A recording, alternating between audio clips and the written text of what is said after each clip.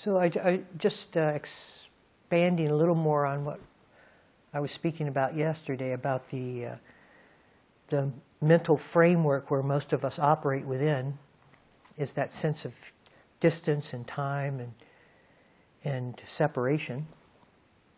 And it's sort of the given of the way the culture operates. And it's also the given of how many of us operate within our spiritual practice. And yet the spiritual practice is taking us somewhere where time, distance, and separation cannot go. But we continue to use those very strategies to try to go wherever it is that it's potentially pointing. And we get very refined in our distance and our time, but separation continues, doesn't it? We get very clever in how we perceive distance. I'm here, being here now, we all get that is lessening the distance, but I am still here now. There's a distance there, isn't there?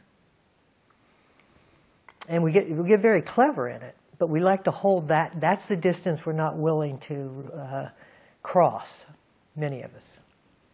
So we'll get here. That eliminates much of the sense of going somewhere. But I am here is the distance that most of us like to maintain. It gives us a sense of control within here, even as we see the foibles of trying to go anywhere and to try to do anything, which is the shrinkage of the circumference that allowed us to think in terms of vast distances and vast times to overcome in our spiritual journey shrinks, and the circumference gets very tight. And when it gets very tight, we claim our reference to being here, but we still claim I am here. So within the very tight circumference of here, I am. And that's a distance that we don't know how to cross because we've been as clever as we can be, and it got us this far because up until now we've still been using the strategies of time, distance, and separation to narrow that loop, that circumference, so that we can kind of claim that we are moving in our spiritual journey in the right direction, but maintaining the strategies of our worldly life. So it gets very upsetting to us when we find we can't cross that final boundary using the preponderance of our thinking and our general ideas and views of life, our paradigm of separation, of distance, and of time. We're very reluctant to give that up because I think it's almost an evolutionary standard for us to have held that up until now. As I have mentioned many times, as we needed that for survival as a species. And it's in our genetics to think and act from that disposition. So what do we do when we're come to as close of a loop as we can make within time, distance, and separation, and still the separation isn't crossed? Right? We've closed this loop down, and as much as we can, given the strategies that we have been using, the paradigm we've been in. But the separation continues. And if we look at that separation, even the time and distance continues. It's just more subtle. And even how we work with problems continue. It's a sense of wanting to surmount the problem. So you can feel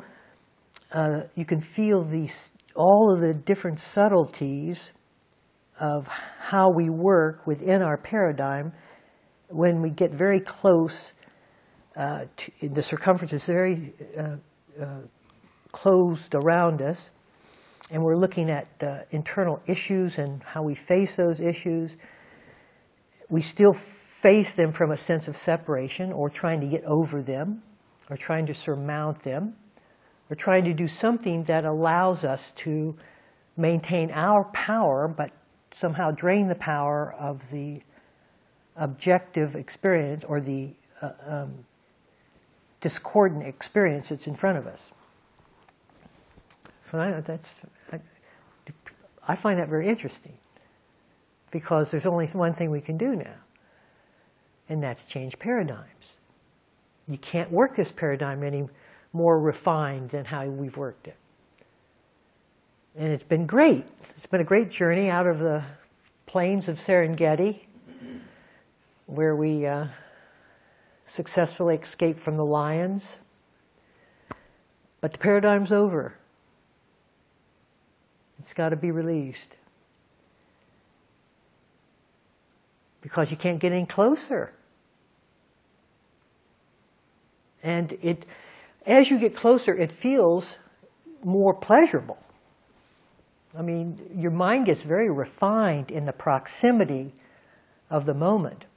It gets gross the further you leave and stray from the moment. And the gross pain of the mind is what brought you into the proximity of the present. But there's still a rub here. There's still a rub.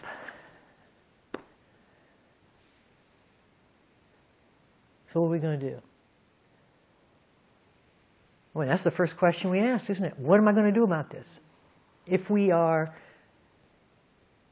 fine-tuned, if our antennas are fine-tuned to doing, that is a question we will continue to ponder. Okay, wait a second here.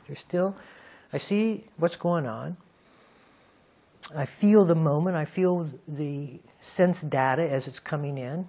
I can feel we get very clever.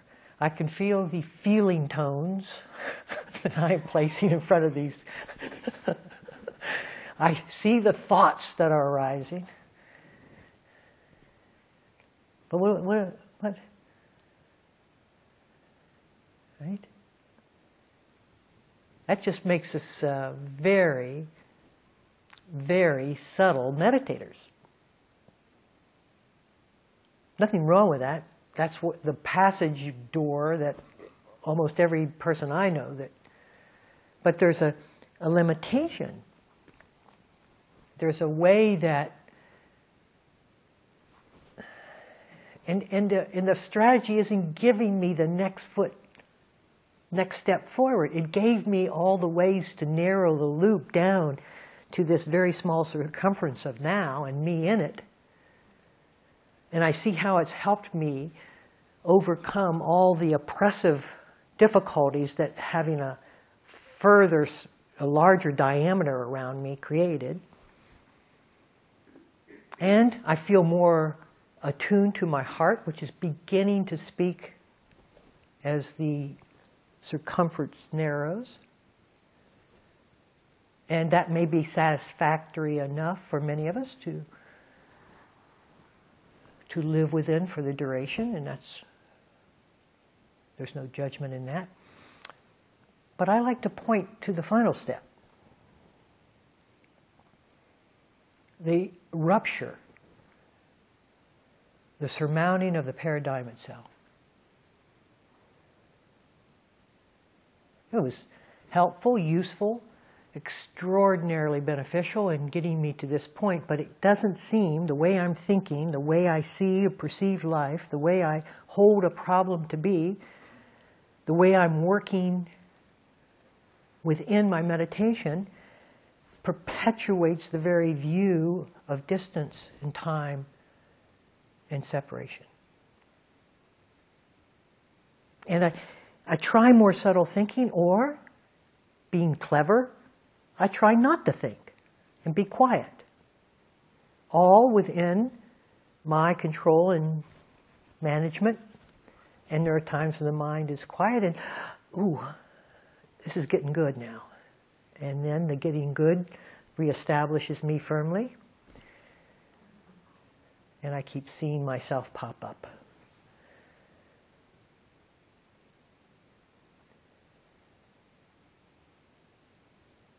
What do?